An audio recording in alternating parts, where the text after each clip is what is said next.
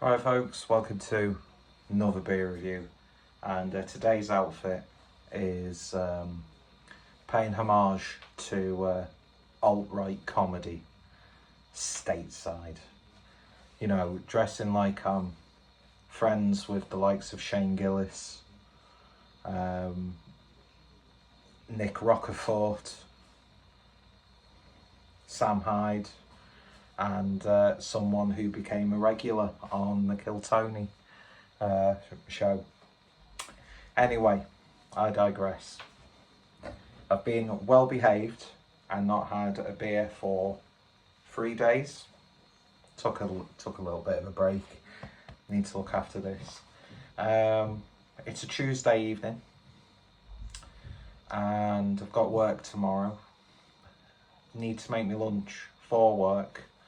But I thought I would have a beer and have something maybe a little bit special.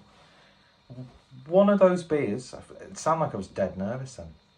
One of those beers that I've bought, but I've almost been too afraid to open.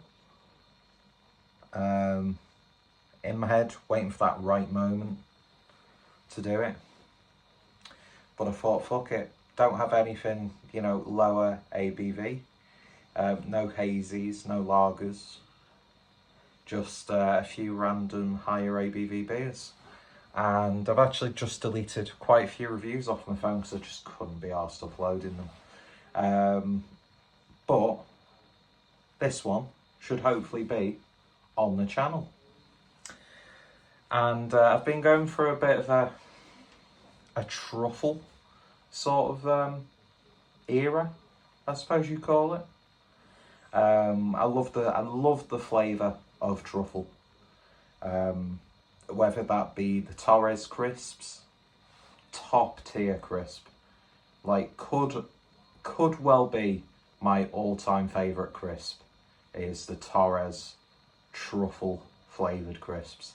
A staple in overpriced, wanky and gatekeepery craft beer bars.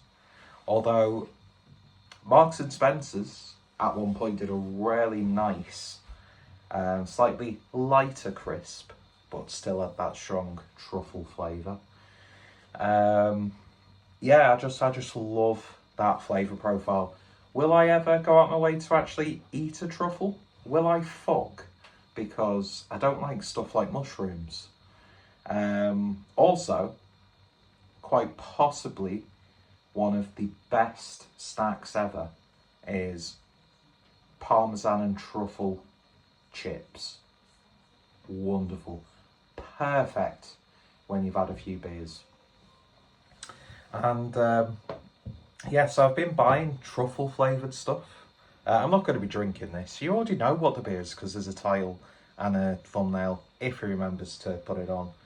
But yeah, I picked up this white truffle oil from La Espanola, Spanish olive oil. And then this stuff, this truffle glaze from Filippo Berio. Truffle glaze with balsamic vinegar of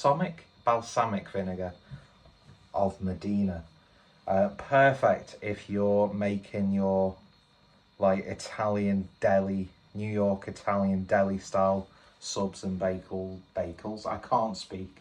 Bagels, just drizzle some of that on the top. Wonderful. Which leads us on to the beer after that stupid introduction and lame attempt at humour at being a alt-right comedian. Yeah, so we're going back over to Pohjala. It's been a minute since we've had anything from these guys. Up there for me with their like barley wines, their imperial stouts, their Baltic porters, their barrel-aged beers, just always 9 times out of 10 hitting the right notes. And they're never really that expensive when I pick these up. But I picked this up from House and Treble and Madness a little while ago now. And this is part of their Forest series. and we're having a look at a bottle of their truffle stout, imperial stout. A captivating imperial stout brewed with a generous helping of truffles. And what's the ABV on this one? 10%. I really love Pohjala's artwork. Hopefully I can get this label off, add that to the collection.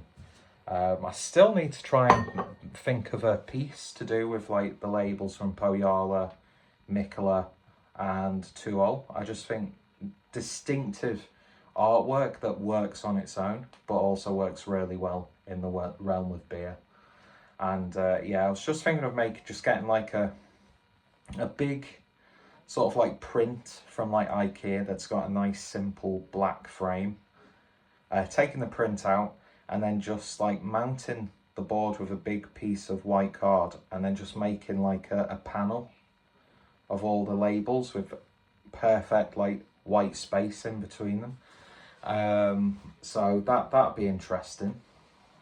I've been wanting to do that for a while, but just never got around to actually, because I don't trust ordering a frame to be delivered. And because I make the ethical decision of not learning how to drive, it's not like I can just go to IKEA and pick one up, and you know, people don't really like going to IKEA. I love going to IKEA. I could just spend so much time just walking through IKEA, looking at rooms, how they've like set them all up, and thinking nobody has a space like that in their apartment or their house, yet it looks fantastic. And of course, the restaurant, meatballs, need I say any more? In fact, that's probably my favourite part, aside from the furniture and just stationery. I really like IKEA stationery, and buying a random bowl that doesn't match any of the other bowls that I own. Yeah, go to the restaurant, and also every time I go there, getting at least 2 or 3 bags of the frozen meatballs to bring home, because other Swedish style meatballs that you can get from some supermarkets just don't hit that same high note. Anyway, I digress. He's talking a lot of shit in this review. At least it's given the chance for the beer to warm up slightly out of my beer fridge, which has started working like normal again, even though it sort of kind of broke for a little while. Anyway, iconic cap, beautiful, beautiful label. And yeah, looking forward to this. I think Blue Nose went to, is it Estonia where these are from? And actually went to the tap room. Wonderful, wonderful. They're one of those breweries that makes big, heavy hitting beers with interesting flavours that actually work. That aren't gimmicky, and you feel like there's actually some love and respect gone into those beers. And we'll see how this goes. Let's see how truffle translates and works in an imperial stout.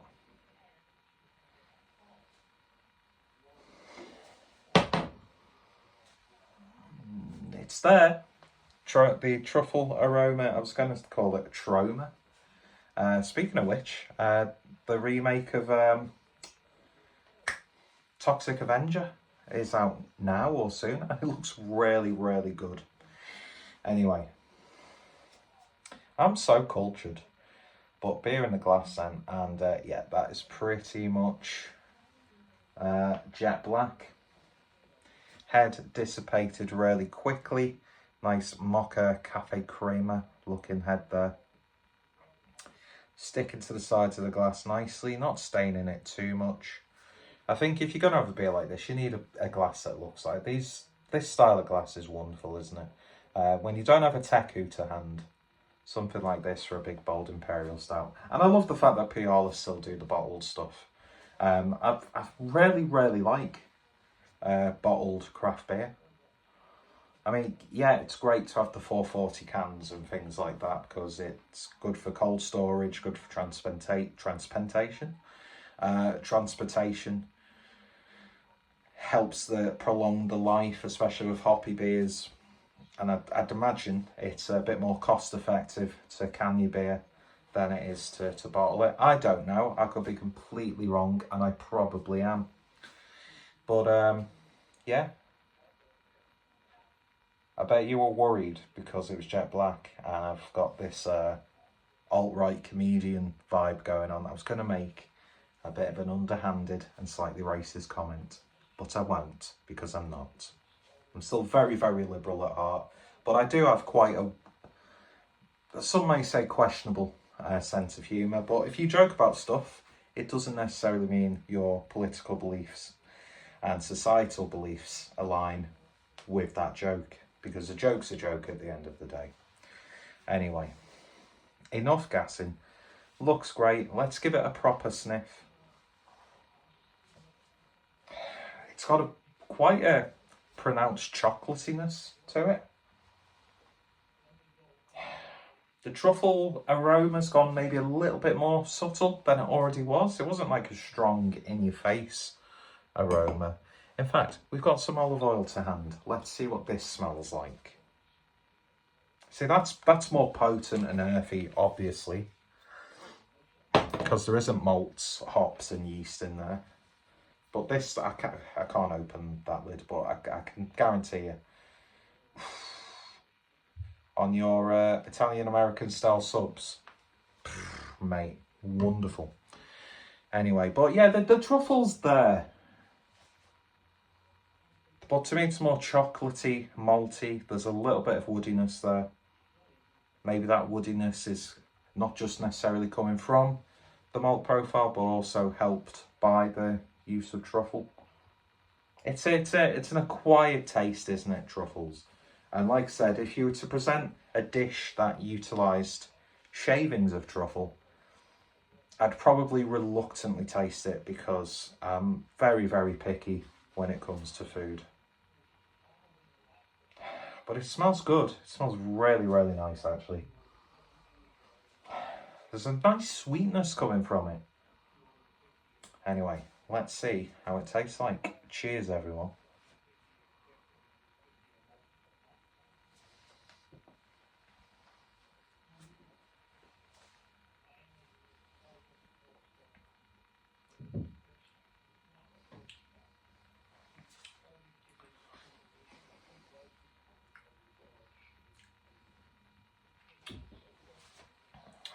First of all, silky smooth. It's not like the thickest of mouthfeels by any stretch, but just still velvety, smooth. ABV, it's not hiding. You get a little bit on the flavour, but then you get it as it goes down. Getting almost like a salty licorice sort of flavour coming through.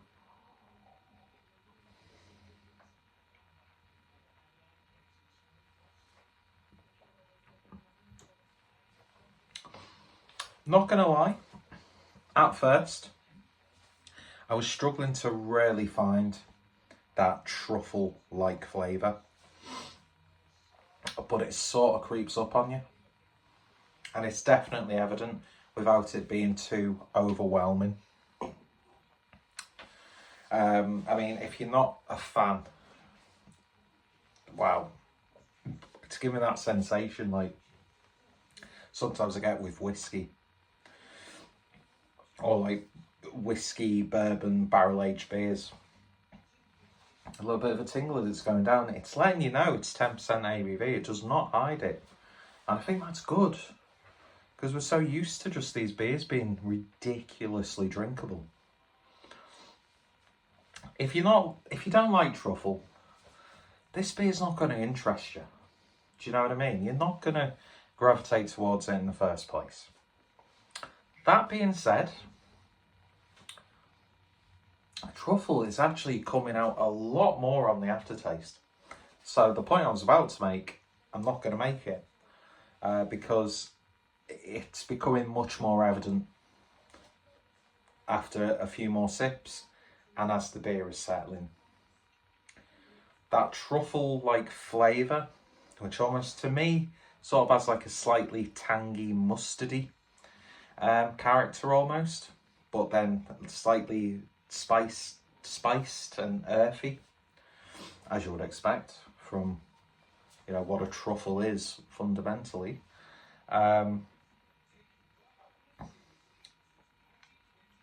Yeah, that is really coming out now. That's amazing how strong that flavour is on the aftertaste. Oh yeah. As you're drinking it, you're getting it, but you're having to find it. That's really, really distinct, and that's actually packing quite a punch. It really, really is. But I really, really like that.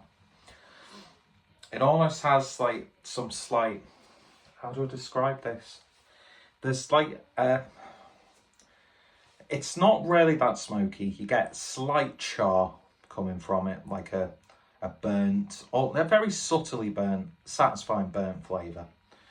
But you know the Schlenkerla Rauchbier Märzen, once you get those main smoky cured ham flavours, and then there's that slight woodiness, it's reminding me of that on the finish almost.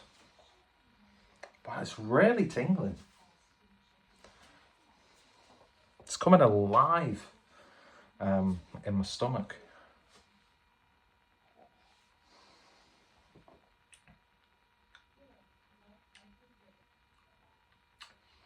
Those slight sweet aromas I was getting are not coming through on the flavour. This has like a real sort of like old school Russian imperial stout character to it, which I really, really like. Savoury. It's licorice. It's truffle, obviously. No hiding that. I was really, really worried that that character would be so diluted that you'd think it's just a flavour that's occurred in an imperial stout, do you know what I mean? Without it, that tastes like truffle without it being truffle. But at the same time, this could have gone, and even for me, completely in the other direction, where it's just way too much. And it might be a bit too much for a lot of people, even if you like, you know, the flavour of truffle. But for me, this is wonderful. It's like perfect midweek sort of sit back and enjoy it. It's kind of making me want to take up smoking cigars. But the craft beer hobby eats into my shit wage enough. I don't need to, you know, because if you're going to get cigars, you don't buy cheap cigars, do you? You know, not that there's any, you know, bad cheap cigars. But if you're getting into cigars, you want to pay that, like, almost 3 figures for the one cigar. Do you know what I mean? I wish I was like one of those whiskey and cigar guys on a Wednesday or on a Sunday evening as you're preparing yourself for the upcoming work week, or after you've finished the inside of your newly erected log cabin / fuck dungeon with the sauna and the hot tub. That's such a great term, that fuck dungeon. Yeah, this is lovely. Dark chocolate, it's decadent. There's a slight abrasiveness to it. There's no, you know, dicking around or anything like that. It's exactly, in fact, I thought it'd be a little bit more smoother and tamer than it is. I mean, it's not like, you know, absolutely destroying your palate or anything like that. But I wouldn't necessarily say it's an easy drinking beer. It's comforting, it gives you a little bit of a jolt. And it's one that you can sit back, enjoy and sip. And I would very, very much like to try this again. Maybe they do like a barrel aged version. That'd be really interesting to see how the truffle character would mix with like a sherry cask, or, you know, the typical whiskey barrel, bourbon barrel. But yeah, this is lovely.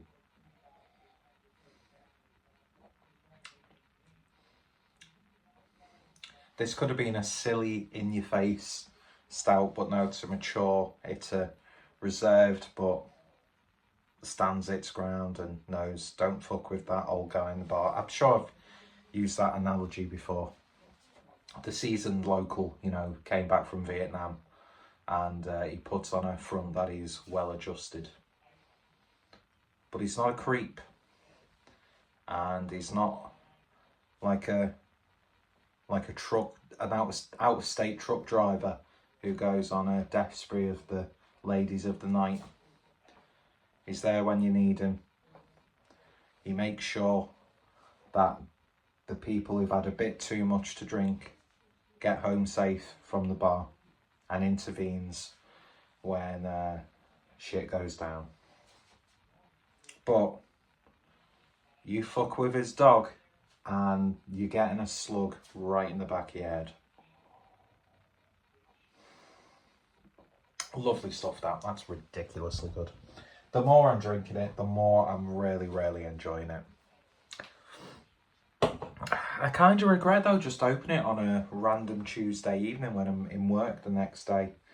But it's one of those ones where unless you follow it up with a nice whiskey or something, you wouldn't necessarily want to drink anything else after it. So yeah, lovely stuff. Pohjala does it again.